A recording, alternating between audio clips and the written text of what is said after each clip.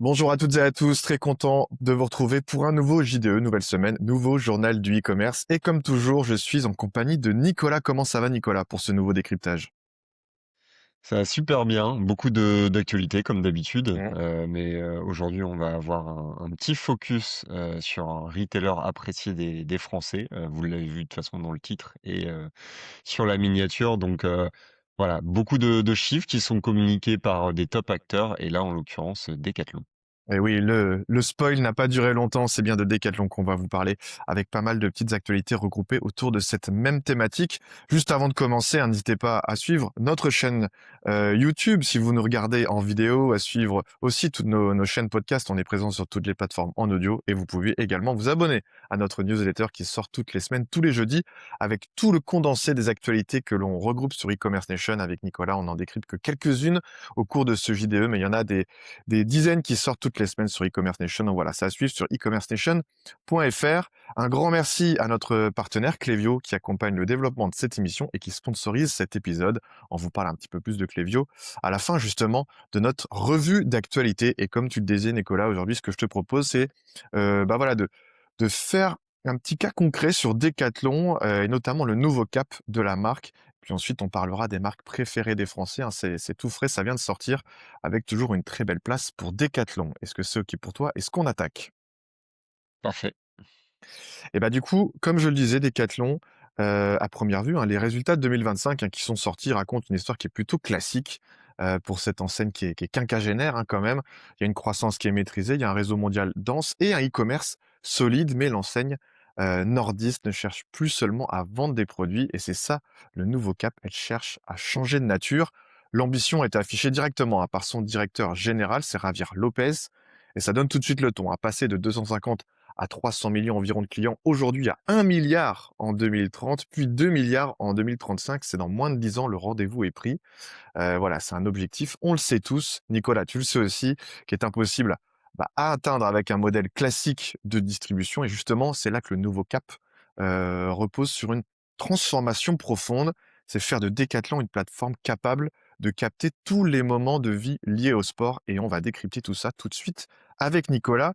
Et pour commencer, première question, c'est quoi un petit peu la performance de Decathlon sur le marché français pour mettre un peu de contexte, pour mettre un peu les bases? Oui, donc vous avez un rapport qui est extrêmement complet qu'on vous a relayé, sur notre site, que Lilian, vous a intégré. Donc vous allez retrouver, pas mal de slides avec l'ensemble, des chiffres. C'est assez visuel, assez efficace. Donc je vous invite, à retrouver en description le lien vers Mmh. l'article. Vous allez retrouver l'ensemble des visuels. Vous allez retrouver le rapport complet, des chiffres, de Decathlon et donc comme tu l'évoquais, premier enseignement, c'est les résultats 2025 sont liés au contexte, Mmh. voilà, économique, de consommation. Le marché des articles de sport recule légèrement de OK. 0,3. Donc c'est un phénomène très rare après plus de 15 années de croissance Mmh. continue. Donc ça, c'est le premier élément à avoir en tête. C'est un secteur qui a ralenti légèrement sur l'année, 2025, pardon. Et donc dans cet environnement, Decathlon, surperforme. Le groupe affiche en France un volume d'affaires de 4,98 milliards d'euros, Mmh. soit plus 2,3 et a recruté, 2,5 millions de nouveaux clients, OK. sur l'année.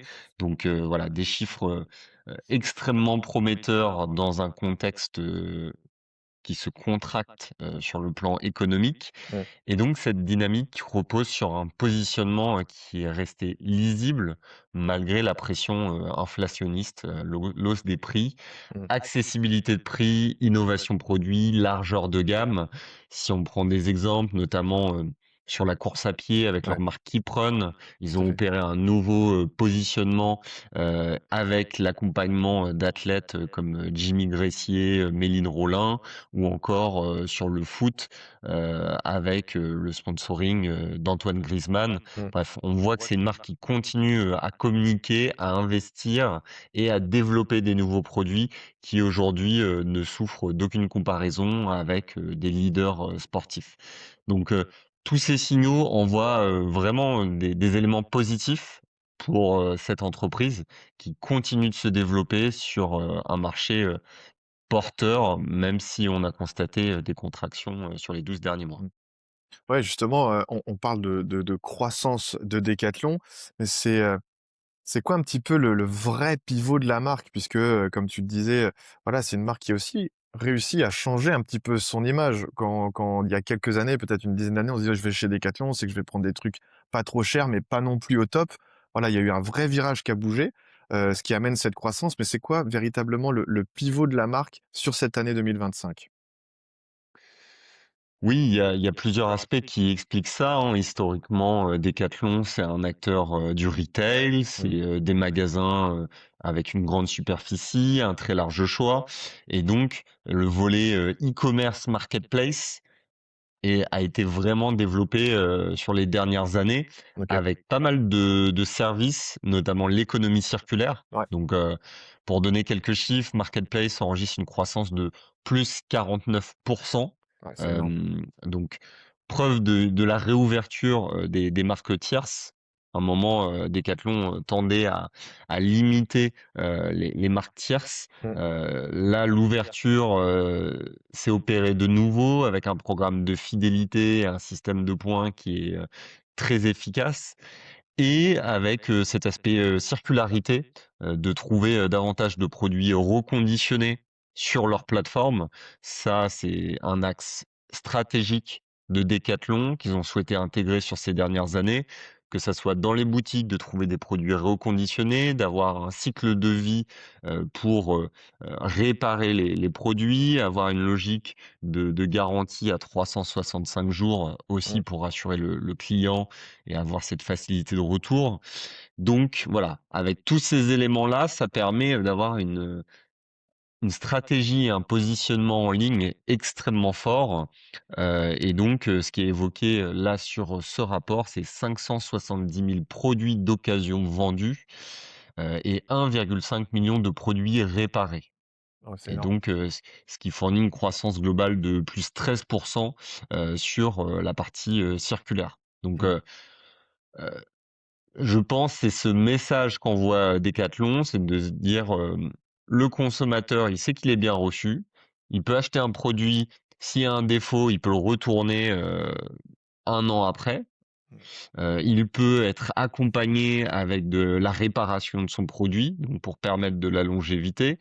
Il peut être récompensé parce qu'aujourd'hui Decathlon a une large, offre, Ouais. donc il est récompensé de par un programme de fidélité et le consommateur s'y retrouve en termes de prix. Mmh.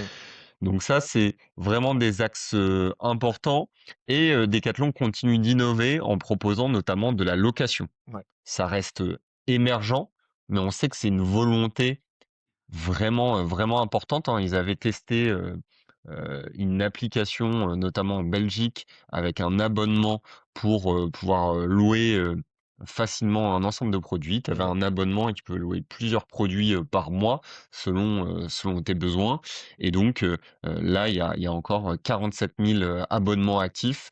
Ouais. Donc c'est ce que Decathlon, permet de capter des usages récurrents, Mmh. plutôt que des achats ponctuels, notamment sur du matériel saisonnier, hein, que ce soit pour l'été, pour l'hiver. Il y a beaucoup de cas, Mmh. en ce sens-là. Donc aujourd'hui, Decathlon, ce n'est plus seulement des boutiques physiques, c'est des sites en ligne, une marketplace, de la location, de la circularité. Donc c'est un écosystème, d'usages et de services pour accompagner les Mmh. pratiquants, dans le sport et donc ça, tous les Français, au final, ont ce réflexe. Ils se disent: «Bah, sur Decathlon, je vais trouver, l'ensemble de des produits, mais je vais avoir un accompagnement dans ma pratique sportive». Ouais, c'est terminé, hein. À l'époque, on allait juste chez Decathlon chercher un short et puis c'est tout. C'était le seul lien qu'on avait avec la marque et justement, tu commençais un petit peu à la détailler, cette chaîne de valeur de Decathlon, mais est-ce que tu peux revenir dessus et la décrypter davantage? Oui, c'est cet objectif-là, capter toute la chaîne de valeur, du produit à l'usage et même, le post-usage quelque Mmh. part, C'est ça, puisque ouais. une fois que tu as fini, d'utiliser, ton matériel, ton vélo, bah, tu peux le remettre en vente, chez Decathlon. Ils ont aussi leur village pour, Oui. revendre, heu, alors j'ai plus le nom en tête, c'est pas le le troc à vélo, voilà, ils ont des dispositifs et Ouais, des animations dans les magasins pour permettre ces cycles de vie. Donc voilà, c'est produit usage, mais aussi post-usage pour garder le lien avec le client et donc capter, l'ensemble de la valeur, en termes d'entretien et d'accompagnement. Donc aujourd'hui, ce que construit Decathlon, c'est pas seulement, de la diversification, parce qu'il y a des marques, ouais, elles se diversifient en proposant, différents services. Mais là, c'est beaucoup plus, un lien client qui est, dans tout le processus de sa pratique.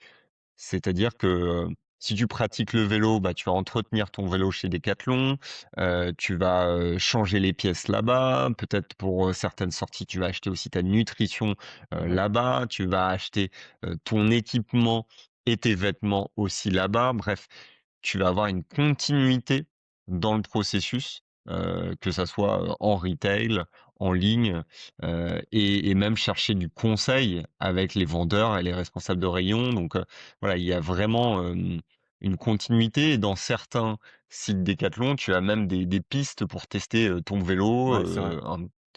donc Decathlon a toujours eu cet ADN d'accompagner le client dans sa pratique et donc là, aujourd'hui, le groupe cherche à contrôler l'ensemble du cycle de vie du produit et de pas forcément pousser Mmh, à l'achat, mais en fait de faciliter l'usage et l'accessibilité, des produits. Donc c'est une stratégie qui répond aux contraintes, actuelles du consommateur, mmh, hein, et du marché, notamment, sur les prix, sur le pouvoir d'achat, de se dire, «Ah OK, un vélo, bah, j'ai peut-être pas la capacité de l'acheter, bah, je vais peut-être le prendre en location cet été pour pouvoir, mmh. le pratiquer, en famille», donc voilà, il y a des alternatives, location, seconde main, qui permettent, d'avoir toujours une solution pour le client. Mmh. Oui, Donc c'est éviter de pousser à la ouais, surconsommation, c'est ça. monétiser plus la durée de vie des produits, et et faire évoluer aussi son parc, voilà, avoir une rotation dans les produits et maintenir le lien parce qu'on sait que le vrai sujet, c'est l'acquisition de Mmh. clients, des nouveaux clients et donc une fois que tu as un nouveau client, tu as tout intérêt à le, fidéliser, d'où, l'intérêt d'avoir des abonnements, des systèmes locatifs qui, répondent au pouvoir d'achat, mais qui répondent aussi à Mmh. cet enjeu de fidélisation. Ouais, au final, c'est ce que je disais en introduction, hein, c'était, Javier Lopez, hein, donc le directeur général qui annonçait 2035, plus de 2 milliards de clients. Donc, voilà, faut aller, très, très loin sur cette chaîne de valeur justement pour capter ces nouveaux clients. On parlait beaucoup de l'expérience en magasin. Tu disais que, voilà, tu peux tester ton vélo, tu peux tester tes matelas pour tes treks. Tu as aussi, en tout cas je le sais puisqu'à côté de chez moi j'ai un Décathlon et j'y vais assez régulièrement, où tu te promènes au final dans le village, des sports, ils appellent ça le village des sports à Decathlon. Tu as aussi des cours de fitness, de Zumba, des tables de ping-pong, enfin bref, il y a toute une expérience qui est mise en place. Mais quid de l'omnicanal? Est-ce que tu peux nous parler de ce biais-là aussi pour Decathlon? Oui, c'est un aspect, vraiment essentiel, hein, aujourd'hui, le digital représente, désormais 24 du volume, d'affaires en France. Donc OK, c'est en léger recul de 1,25 points, mais à relativiser, hein, comme on l'a dit sur le ouais, contexte. ouais, Le trafic web progresse fortement, de 11,9 en OK, termes de sessions. Donc les gens sont de plus en plus habitués.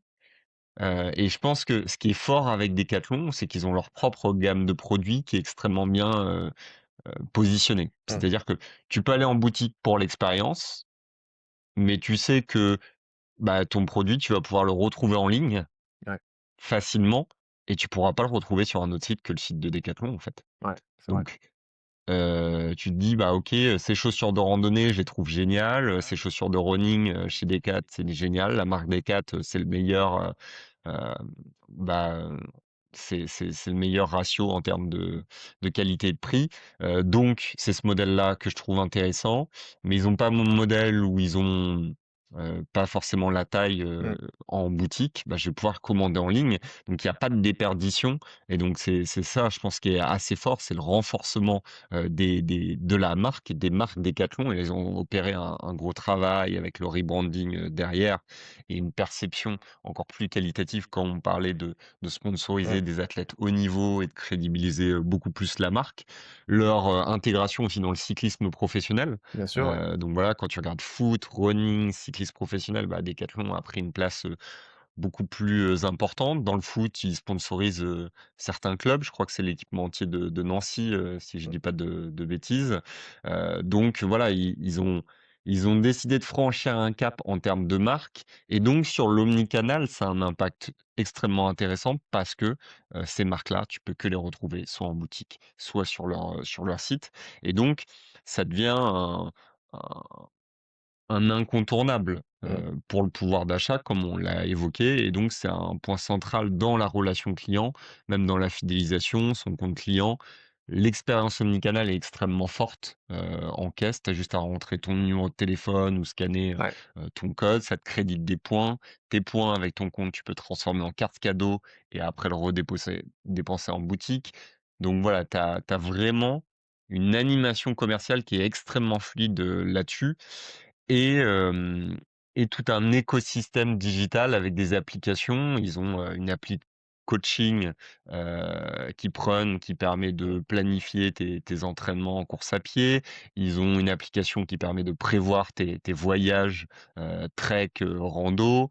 Bref, tu as tout un écosystème digital qui continue de répondre aux besoins et à l'expérience utilisateur et c'est en ce sens-là, que je trouve qu'il y a une très belle continuité et donc programme de fidélité comme on en parlait, hein, Mmh mh. il génère, plus 12 de chiffre d'affaires, supplémentaire. OK. Donc ce qui est énorme, hein, Ouais, 12 c'est énorme. de croissance, sur un programme de fidélité alors que ton chiffre, d'affaires, il est quasiment, ISO Mmh. et tu as un marché qui se contracte. Hem, donc c'est un levier de croissance qui est aussi important que le trafic Ouais. pour Decathlon. Donc ça, extrêmement intéressant et puis, le niveau de satisfaction, donc si on regarde le NPS, qui est à 65,2, ce qui est un score, assez rare, dans le Mmh. retail. Ouais. Donc ça montre que, bah, les clients deviennent facilement ambassadeurs de la marque. Donc pour tous ces aspects-là, écosystème omnicanal, fidélisation, accrue, guide, en ligne et clients ambassadeurs et bien ça fait que, Decathlon est extrêmement puissant, sur internet. Ouais, 24 du volume d'affaires lié au digital. Comme tu le disais, un programme de fidélité qui performe malgré, des chiffres qui sont plutôt, ISO et puis un niveau de satisfaction effectivement rare, comme tu disais pour le, retail. Bah, écoute, on arrive au bout de notre décryptage de cette actualité, numéro 1 hein, de Decathlon. Peut-être pour conclure, faire le bilan de cette actualité, c'est quoi un petit peu ton analyse? Voilà, il y a une bascule, hein, vers un modèle de plateforme sport. Il y a des chiffres forts qui ont été annoncés, 2 milliards de clients en 2035, dans moins de 10 ans. C'est quoi un petit peu ton analyse sur, ce nouveau cap de Decathlon? C'est extrêmement intéressant et je trouve que Decathlon est en train de réussir une évolution du retail comme on le pressentait, hein, sur les précédentes années, on avait déjà commenté pas mal de sujets, Ouais. notamment sur la location, sur le CN et donc on voyait qu'il y avait, une très belle agilité, des valeurs aussi extrêmement positives, partagées par le groupe sur la circularité, sur l'enjeu. Donc ils sont vraiment en train d'être une référence dans se révolutionner eux-mêmes, quoi. Il y a un Mmh. côté, comment tu crées ton propre concurrent. Tu te dis: «Bah, je suis Decathlon, je vends des produits sportifs. Pourquoi je vais créer un acteur qui va faire de la location de matériel?» Tu vois? Tu te Ouais. tires un peu une balle dans le pied. Tu te dis: «Bon, je vais moins vendre de produits quelque part». Et donc je trouve qu'ils ont ce courage-là et pareil sur la circularité, pas juste dire, on propose une plateforme de seconde main, mais comment on Mmh. intègre des ateliers, de réparation, un accompagnement, sur les produits. Donc ils ont fait vraiment un jeu, d'alignement avec leurs valeurs, alignement avec leurs convictions, qui, permet au final de synchroniser avec les Mmh. attentes des consommateurs et en même temps de proposer, des prix et un positionnement vraiment accessible. Donc ça, c'est le élément, c'est niveau macro, c'est Decathlon vont vraiment dans la bonne direction et donc je pense pour pas mal de retailers, c'est extrêmement intéressant à observer Mmh. pour, reprendre des idées. Après ils sont suffisamment robustes pour se permettre Ouais. des investissements et de faire, des tests, mais ce qu'on doit en retenir, si j'ai une analyse à fournir, c'est ces 3 dimensions qui sont, essentielles au final dans ces chiffres et cette évolution. Premier élément, c'est la fréquence d'usage. OK. Hem, donc on n'est plus sur une fréquence d'achat, mais on va raisonner sur une fréquence d'usage, vraiment à proprement parler. Parce qu'on va se dire: «OK, si, mon consommateur, il va utiliser plusieurs fois mon produit, il va avoir de la réparabilité, il va avoir de l'accompagnement, il va avoir du Mmh. conseil et donc je vais l'accompagner dans sa pratique plus que dans l'acte d'achat» et donc je OK. pense que ça, c'est juste, le pivot philosophique, ce qui était déjà le cas, pour Decathlon, hein, avec des passionnés, qui Mmh. vous conseillent, dans les rayons et beaucoup de services et de contenus qui sont fournis aussi, en ligne et donc un client, il va louer, réparer, il va revendre, et donc ça va générer plus de valeur que Mmh. juste un client qui achète une fois. OK. Et donc ça, ils l'ont bien compris, voilà, tu ton vélo, après tu vas venir le faire réparer, tu vas acheter ton équipement, après, tu vas le revendre, à Decathlon ou le rendre et après t'en rééquiper sur un autre ou en louer un autre, parce que tu as envie de faire du VTT en famille, voilà, tu vas avoir une très grosse flexibilité et donc ça, que tu sois chez toi ou à l'autre bout de la France, tu Ouais. vas trouver un Decathlon qui va pouvoir répondre à ces besoins. OK. Donc ça, fréquence d'usage, pour moi, c'est le premier élément à prendre en compte. Comment je peux tirer plus de valeur parce que l'usage est plus régulier qu'un achat ponctuel. Et puis ensuite, deuxième axe, c'est la maîtrise de l'écosystème Ouais. technologique. Donc la partie marketplace, service, la partie circulaire, le retail physique, Mmh. la capacité de fidélisation, qu'elle soit extrêmement intuitive, même si tu as pas l'application sur ton portable. Donc Decathlon, rend, accessible son écosystème et est super fluide et a de nombreux points de contact, qui n'est pas juste le magasin ou pas juste le site web. Ouais. Il y a vraiment, un accompagnement, de la fidélisation et le programme de fidélité en atteste de cette simplicité et de cet accompagnement. Et enfin, la relation client, le NPS, élevé, le service client, extrêmement fort, la promesse de retour, à 365 jours. En fait, ça retire, Mmh. tout questionnement au consommateur parce qu'il se dit: «Bah, si j'ai un souci, dans tous les cas, je pourrai le ramener», Je suis tranquille. heu et des gens à l'écoute et dans l'accompagnement. Donc voilà, tu viens chercher autant du conseil que du produit et donc tu te dis: «Bah, j'ai du conseil, ça coûte pas cher et si ça me plaît pas, je peux le retourner». Mmh. Donc en gros, tu aucune, anxiété de te tromper sur ton produit. Donc ça, je trouve ça extrêmement fort et donc derrière, tu es récompensé par des points avec de la fidélité, tu es accueilli et voilà, par des passionnés qui partagent la même passion. Donc tu as un écosystème qui est positif qui fait que, tu as une expérience Mmh. extrêmement, positive en magasin, mais aussi, en ligne. Donc ces 3 facteurs-là, fréquence d'usage, maîtrise de l'écosystème et investissement sur la relation client font que, c'est un acteur qui va continuer à croître sur les prochaines années. Top, bah, merci pour ton analyse, hein, plus que complète. On aurait pu en parler des heures. C'est vraiment, passionnant ce cas concret, cette étude de cas sur Decathlon. Évidemment, comme Nicolas le disait, on vous met le lien, dans la description pour aller plus loin, pour aller découvrir cette étude. C'est comme Nicolas le disait, c'est vraiment très visuel. Il y a plein d'infographies, il y a plein de chiffres différents. On a vraiment fait qu'un condensé ici sur ce JDE, mais, découvrez cette étude, même si vous êtes curieux, ça va vous apporter, plein d'éléments. Et du coup, Nicolas, ce que je te propose, c'est de passer à la deuxième actualité, sur les enseignes préférées des Français, avec notamment Action qui domine, Shein qui recule et l'IA qui bouleverse un petit peu tout ça, qui bouleverse un peu le retail. Bon alors généralement, hein, quand on parle des classements des marques préférées, c'est souvent, lu comme, une sorte de simple palmarès. Bon voilà, l'édition 2026, c'est Parthénon qui raconte autre chose, hein. C'est une transformation en profondeur du commerce français. Alors il y a un podium qui est stable, hein, quand même, C'est la quatrième année consécutive qu'il est dominé par Action, devant Leroy Merlin et Decathlon. On en parlait tout de suite.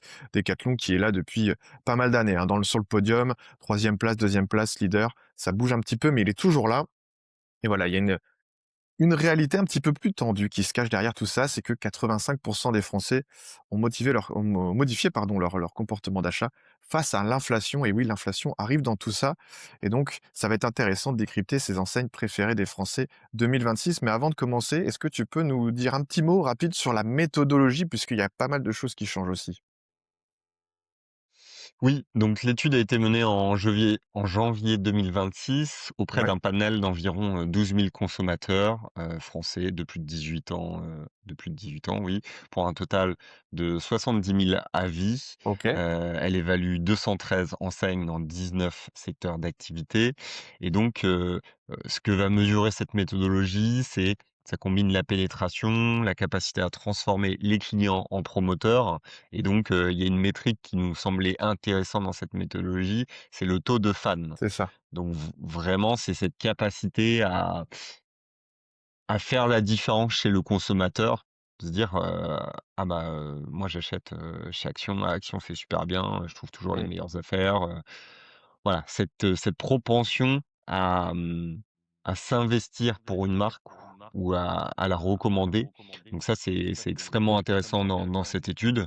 Et donc, c'est ce qu'on voit, hein, dans ce classement. Tu l'évoquais, des acteurs, comme Action, comme Leroy Merlin, comme Decathlon, comme Picard, comme, mmh. Fnac ou encore IKEA, qu'on retrouve dans les premières positions là de cette année 2026. Hem Ça fait les différences chez les Français parce qu'ils ont une expérience positive ou parce qu'il y a une offre qui est, juste, alignée avec Mmh. leurs attentes et besoins. Ouais, justement, tu disais, Action 1er, 44,8 de taux de fans, Leroy Merlin 2e, 40, Decathlon 36,2. À la troisième place, bon, tu nous parlais de Picard et d'autres marques. Est-ce que rapidement, tu peux nous présenter le top 10? Oui, donc alors le top 10, on va retrouver, Action, Leroy Merlin, Decathlon sur le podium. Quatrième position, Picard. Cinquième, Fnac. OK. Sixième, IKEA. Hem, 7e, Leroy Merlin jardinage, la section, spécifique, Mmh. OK. jardinage. Ensuite Leclerc, McDonald's et enfin Grand Frais. Mmh. Très bien.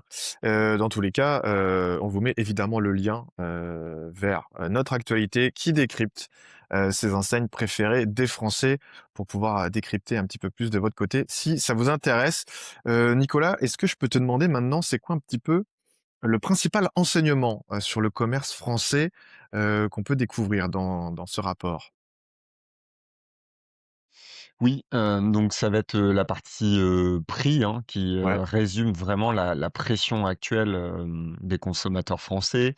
38 des foyers, arbitrent encore, selon le pouvoir d'achat. OK. Donc, voilà, ça reste, une priorité et le moteur principal. Ce chiffre, il progresse de 3 points en un an et OK. de, 7 points depuis, janvier 2022. Donc en 4 Donc, ans, OK. c'est 85 disent avoir modifié leur comportement d'achat vis-à-vis, du prix. Mmh. OK, Donc, là vraiment, quand on voit l'émergence notamment d'actions dans ce bien sûr. classement-là, c'est quelque chose aussi qui est assez parlant, de se dire, bah, aujourd'hui, les acteurs privilégient le prix, hein. Mmh. Sur, d'autres classements, qu'on a pu commenter sur e-commerce nation, bah, on va trouver, des plateformes chinoises, voilà, on va privilégier vraiment le coût par rapport, aux autres critères. Donc ça, à voir comment ça va évoluer sur les prochaines années. Ouais, tu parlais d'action par rapport à ce critère prix, pas non plus, une surprise de retrouver Leroy Merlin deuxième place, Decathlon. Puisqu'on l'a évoqué il y a quelques instants, Decathlon troisième place. Voilà, au niveau de ce critère prix, ce sont des acteurs qui sont bien placés. C'est quoi le deuxième critère aussi qu'on découvre dans cette étude? Oui, ça va être, le gain de temps. C'est d'avoir une expérience qui est fluide, qui est Mmh. efficace, notamment pour la partie, e-commerce, les OK. acteurs qui sont, aussi, sur, le digital, même en physique, hein. L'enjeu c'est, est-ce que tu peux passer facilement au drive, récupérer facilement tes produits, te faire livrer? Donc c'est la combinaison d'un prix pas cher et d'une praticité dans ton quotidien. Gain de temps, lisibilité du budget, Mmh. largeur de choix, souplesse dans le parcours. L'ensemble de ces éléments-là vont, faciliter l'expérience. Mmh. C'est pas juste, des prix pas chers, c'est que tu veux une offre qui soit en quantité, qui soit accessible, et qui soit alignée avec, tes modes de récupération du produit, dans ton parcours Ouais. quotidien. Donc, prix, praticité, gain de temps, et puis on parlait, je le disais en introduction, hein, de Chine qui recule. Tu parlais de ces acteurs chinois qu'on a déjà évoqués pas mal de fois dans les JDE au niveau de différents classements. C'est quoi un petit peu le bilan de la mode et notamment avec Shein? Est-ce que tu peux nous détailler ça? Oui, alors il y a une grosse contraction, hein, sur, le domaine de la mode. Je vais pas forcément rentrer dans les Ouais, détails, bien mais on sûr. sait que c'est un secteur qui est, impacté, sur plusieurs dynamiques. La partie, seconde main notamment, qui vient, ralentir, ces acteurs-là, l'émergence des acteurs, chinois. Chine a une très forte pénétration, sur, le marché français, mais aujourd'hui avec, les sujets, médiatiques, qui ont été impactés, voilà, il y a un petit peu de recul. Mais à contrebalancer, c'est encore une plateforme qui génère énormément de trafic sur une verticale qui est la mode, mais c'est plus sa verticale qui ralentit. Voilà. D'autres acteurs, on voit pas beaucoup d'acteurs de la mode, en fait, dans les tops, hein, quand on s'attarde Mmh. sur les classements, parce que c'est un secteur qui n'est pas prioritaire, Ouais. contrairement, à d'autres secteurs, comme le bricolage, comme l'alimentaire, c'est un peu ces tendances-là, à suivre comment les Mmh. acteurs de la mode vont se positionner, sur les prochains mois. Et du coup, avant de conclure sur ce palmarès, hein, des enseignes préférées des Français, est-ce que tu peux nous faire un petit focus sur l'IA et comment l'IA s'intègre justement dans ces enseignes préférées? Comment ça se passe? Peut-être au niveau des tranches d'âge. On a fait un gros sujet aussi la semaine passée là-dessus sur, ChatGPT qui devenait une sorte de, bah, de plateforme shopping aussi, de comparateur shopping. C'est quoi un petit peu l'IA, dans cette enseigne préférée des Français 2026? Exactement, on l'a évoqué, la semaine passée avec, Carrefour et Sephora qui Mmh. qui l'intégraient, hein, dans leur parcours en termes de personnalisation, en termes de découverte produit, en termes de faire son panier. Carrefour, on peut faire, vraiment son panier avec ChatGPT. Donc les LLM, ça devient un vrai sujet. Les agents IA pour, découvrir les produits et pas forcément convertir, mais au moins Mmh. amener du trafic ça, on voit que les stats évoluent dans ce sens-là, hein. 24 des adultes, qui l'utilisent, 42 des 19-24 ans. Donc cette étude souligne vraiment, cet aspect-là, Ouais. qui déclarent privilégier l'IA pour rechercher ou comparer des produits. OK. Donc on est vraiment sur de l'amont. Parce que c'est beaucoup plus intuitif de parler, à un agent IA, de lui poser des questions, qui connaissent aussi, vos habitudes, Mmh. et donc il va avoir accès à pas mal d'informations.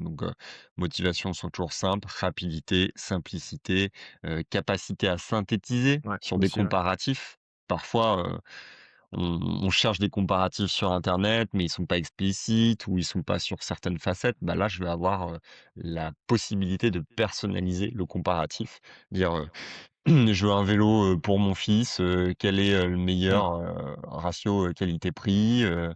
Quelle est, la meilleure marque, de vélo? Quel est le vélo le plus évolutif, s'il grandit?» Bref, ou pour faire des chemins. Donc on va pouvoir vraiment, dicter ses attentes et avoir, du conseil, un peu cet aspect, de personal shopper, hein, qu'on évoquait Mmh. sur les précédentes vidéos. Plus simple à synthétiser, les catégories, sont sont sont plus engageantes et c'est plus simple, pour l'utilisateur. Ouais, notamment, dans les catégories d'équipements du foyer, des voyages ou encore des véhicules. Pour conclure sur cette actualité, numéro 2, j'aimerais bien te demander un petit peu ton bilan et peut-être faire le parallèle aussi avec ce qu'on disait, sur Decathlon tout à l'heure et puis je vais citer, hein, ce que vous pouvez retrouver sur l'actualité numéro 1, mais c'est voilà, à l'heure où les classements e-commerce sont largement dominés par les marketplaces, Decathlon construit un modèle hybride pour rester compétitif. J'ai l'impression que ce classement des enseignes préférées des Français, avec les critères qu'on évoquait, le prix, la praticité, le gain de temps, bah, voilà, Decathlon a aussi, réussi à comprendre tout ça et à se développer en ce sens. Est-ce que tu peux nous livrer ton analyse de cette étude, pour conclure, notre, revue d'actualité? Oui, je vous invite à aller voir sur le site, hein, vous avez un tableau qui résume le positionnement, de 2020 à 2026, Ouais. et donc Decathlon sur, ces 6 années, les 6 dernières années est toujours sur le podium. Donc, Mmh. en 2020 était premier et donc, aujourd'hui il est 3e. Je pense que c'est vraiment l'émergence, d'Action, hein, par Ouais. rapport au sujet, prix, mais on retrouve, Leroy Merlin et Decathlon, sur le podium. Donc c'est des enseignes, extrêmement bien positionnées, qui sont, modernisées. Hem Qui continue d'être en mouvement. Je pense que c'est ça le sujet. Ouais. Une entreprise se doit de continuer à faire des investissements, à répondre aux besoins des clients et donc quand on parle de circularité, d'offres de prix accessibles, d'expérience client, de nouveaux services comme la location, bah, en fait Decathlon, ça fait 10 ans qu'ils travaillent sur ces sujets-là et donc ils ont, heu ils ont su proposer une offre en adéquation avec l'évolution des attentes Mmh. des consommateurs. Là où je pense qu'il y a certains acteurs, ils disent: «Ah OK, maintenant, nos consommateurs, bah, ils veulent plus de seconde main. Comment on fait Ouais. pour, répondre à ça?» Mais du coup, c'est rarement en quelques mois ou en quelques années qu'on opère une transformation, sur, les plateformes technologiques ou, dans les magasins. Et donc, je pense la force de Decathlon, c'est sa vision. Mmh. Ils ont une vision, ils ont des valeurs et donc ils continuent d'investir dans, cette direction-là parce qu'ils croient dans un usage, beaucoup plus cyclique des produits et de répondre plus à cette demande d'usage, parce que ça fait partie de leurs convictions Ouais. et ça rencontre au final la courbe des consommateurs ou leur attente. Donc en fait, il y a un fit et la capacité de fidélisation, pardon, qu'ils ont développée, ça leur permet d'être résilients à l'émergence de nouveaux acteurs et d'avoir un peu plus de temps peut-être que d'autres structures. Mmh. Donc voilà, je pense c'est ça qu'on est en train de voir, hein, sur pas mal d'acteurs. On voit aussi, Fnac qui est régulier, dans son ancrage et qui est un acteur culturel incontournable pour l'ensemble des Français. Qui a un peu la même formule en termes de Mmh. conseils, de fidélisation, d'accompagnement. Après, à voir si, il y aura, davantage de modèles de location chez la Fnac, tu vois? Ouais. Ouais, exactement. Et ce qui est un super questionnement et de se dire, bah, en fait, de louer plus facilement, des DVD, des Mmh. livres, voilà, en fait, de répondre à des nouvelles attentes et de pouvoir, avoir un nouveau modèle économique qui convient, aux attentes financières des consommateurs. Donc, voilà, ça je trouve ça, super, excitant à observer. On voit qu'il y a des structures qui ont commencé à franchir le pas, mais je pense qu'il faut avoir une vision pour se Mmh. révolutionner de l'intérieur et proposer, des innovations. Ouais, Leroy Merlin aussi qui est une étude de cas assez intéressante.